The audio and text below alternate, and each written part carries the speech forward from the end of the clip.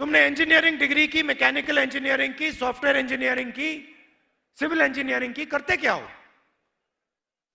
हम तो डिलीवरी का काम करते हैं, पिज्जा डिलीवरी का काम करते हैं, स्विगी का काम करते हैं, मगर इंजीनियरिंग नहीं कर पाते। जो हमने सपना देखा था वो सपना हमारा पूरा नहीं हो सकता है।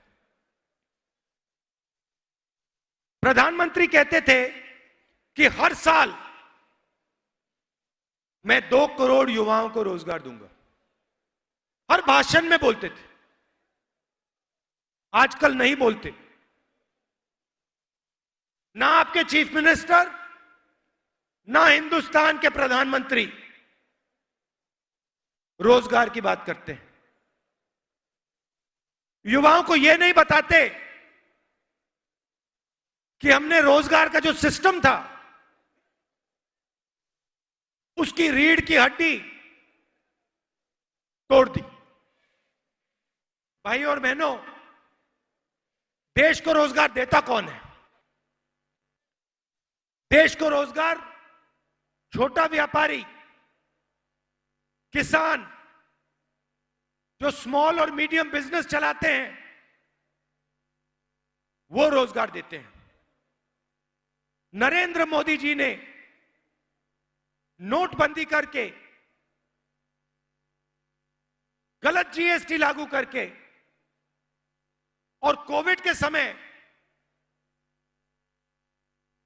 जो इनकी मदद नहीं की, इन 3 चीजों के कारण जो स्मॉल और मीडियम बिजनेसेस हैं, छोटे व्यापारी हैं, दुकानदार हैं, इन सब की रीढ़ की हड्डी बिजनेस खत्म हो गया है। ये रोजगार नहीं दे पाते हैं। सरकार चुने हुए लोगों के लिए काम करती है।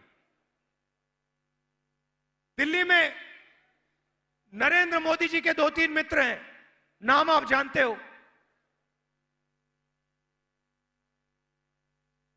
क्या? ये पूरा हिंदुस्तान जानता है। पूरा हिंदुस्तान जानता है कि इनके जो मित्र हैं, मैं तो हैरान हो गया। आज सुबह मैंने रेवंत जी से पूछा, ये अभी तक हैदराबाद का एयरपोर्ट है, ये उनके हवाले कैसे नहीं हुआ? अब देखना, देख लेना, थोड़ी देर बाद ये उसको उठा के ले जाएंगे। हिंदुस्तान के पोर्ट्स, सड़कें, एयरपोर्ट,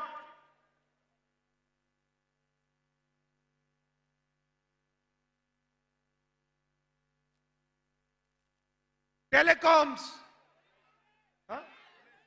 एलआईसी, ये पूरा का पूरा जो देश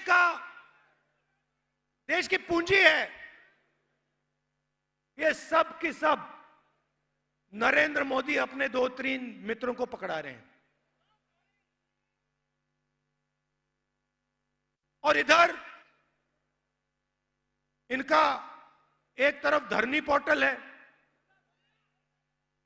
रात को देखते हैं भैया कहां किसकी जमीन गई, कितनी जमीन मिली मुझे, कहां कहां से केसीआर जी ने जमीन हड़पी, रात को वो देखते हैं। सुबह उठते हैं और इंफ्रास्ट्रक्चर के जो प्रोजेक्ट्स हैं, सिंचाई के जो प्रोजेक्ट्स हैं, उनमें से पैसा हड़पने का काम करते हैं।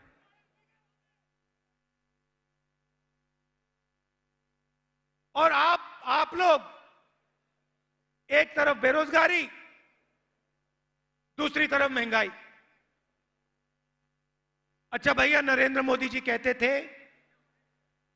सिलेंडर बहुत महंगा हो गया है, 400 रुपए का हो गया है। याद है आपको? 400 रुपए का हो गया। अच्छा भाइयों बहनों, सिलेंडर कितने का है आजकल? अब प्रधानमंत्री जी इसके बारे में क्यों नहीं बोलते? उस टाइम कहते थे पेट्रोल का दाम 65 रुपए हो गया है। आज कितना हो गया पेट्रोल का दाम? एक शब्द नहीं बोलते। तो आप लोग, हिंदुस्तान के गरीब लोग, मिडिल क्लास के लोग, एक तरफ बेरोजगारी, दूसरी तरफ महंगाई, इन दोनों के बीच में आप पिस जाते हो, दब जाते हो और पूरा का पूरा फायदा 2-3 उद्योगपतियों को मिलता है। वो जो भी सपना देखना चाहते हैं देख सकते हैं। उनको एयरपोर्ट चाहिए, पोर्ट चाहिए, जमीन चाहिए, 1 सेकंड में उनको मिल सकती है। मगर अगर एक छोटा व्यापारी अपना बिजनेस चलाना चाहे, अगर एक दुकानदार लोन लेना चाहे, नहीं मिल सकता, सवाल नहीं उठता। ये लोग लाखों करोड़ रुपए का लोन ले सकते हैं। किसान लेता है, लोन लेता है, 50,000 रुपए का, लाख रुपए का लोन लेता है, वापस नहीं दे पाता है, एकदम उसको कहते हैं डिफॉल्टर हो, जेल के अंदर कर देते हैं,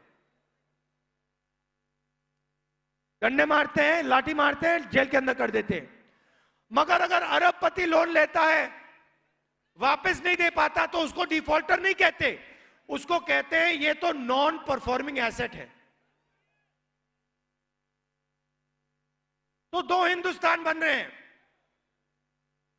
एक चुने हुए अरबपतियों का, जो भी करना चाहते कर सकते हैं, इनके लिए कोई कानून नहीं है, जो भी सपना ये देखना चाहते देख लेते हैं, पूरा कर देते हैं।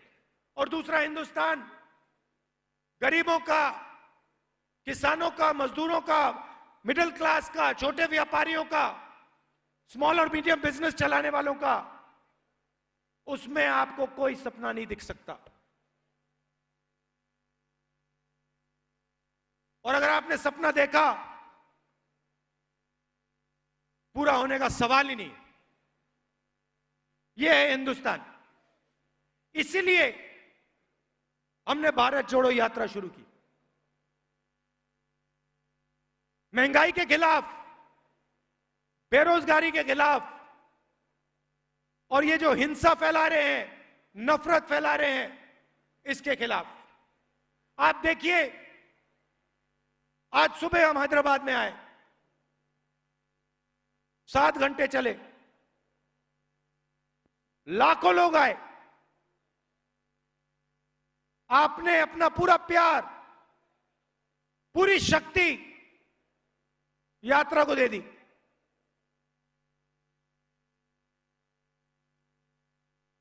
आमतौर से क्या होता है,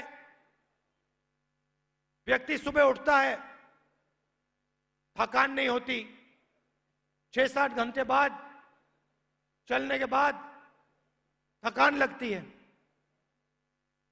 आप किसी भी यात्री से पूछ लीजिए, मुझसे मत पूछिए, आप किसी भी यात्री से पूछ लीजिए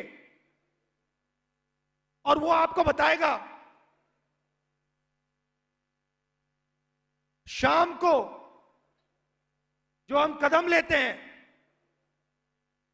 उसमें सुबह वाले कदम से कम थकान होती है। अजीब सी बात है, किसी भी यात्री को थकान नहीं हो रही है।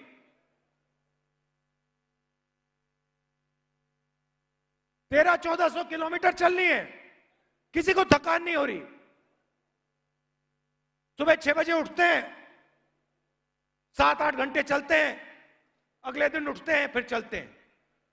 इसका कारण है भाई और बहनों, हम अपनी शक्ति का प्रयोग नहीं कर रहे हैं, हम आपकी शक्ति का प्रयोग कर रहे हैं। आप हमारे को अपनी शक्ति दे रहे हो, आप हमारे को अपना प्यार दे रहे हो, अपना भरोसा दे रहे हो। इसके लिए मैं आपको दिल से धन्यवाद करना चाहता हूं। और हैदराबाद जो इंफॉर्मेशन टेक्नोलॉजी का सेंटर है, जिसने पूरे देश का नाम रोशन किया है पूरी दुनिया में, हैदराबाद को मैं दिल से धन्यवाद करना चाहता हूं। और याद दिलाना चाहता हूं आपको कि अगर आप इंफॉर्मेशन टेक्नोलॉजी के सेंटर रहना चाहते हो, अगर आप आगे बढ़ना चाहते हो, तो हिंसा के साथ, नफरत के साथ आप आगे नहीं बढ़ सकते हो। सवाल नहीं उठता। प्यार और भाईचारे के साथ ये प्रदेश और ये हैदराबाद आगे बढ़ेगा। ये आपका इतिहास है, ये आपकी हिस्ट्री है, ये आपका कल्चर है, ये आपका डीएनए है। इसके लिए मैं आपको दिल से धन्यवाद करता हूं। बहुत बहुत बहुत बहुत धन्यवाद। नमस्कार। जय हिंद।